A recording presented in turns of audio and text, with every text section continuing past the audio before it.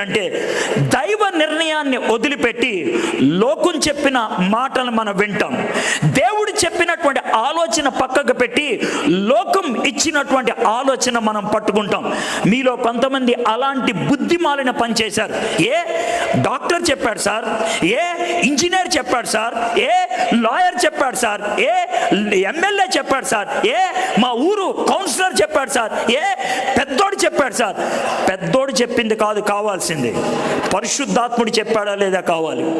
పెద్దోడు చెప్పింది కాదు కావాల్సింది, దేవుడు చెప్పాడా కాదా కావాలి. If you are a child of God, you are suppose to seek the mind of God.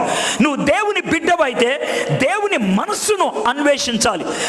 మనుషుల్లో దొరకదు ఆ మనస్సు, దేవునిలోనే దొరుకుద్ది.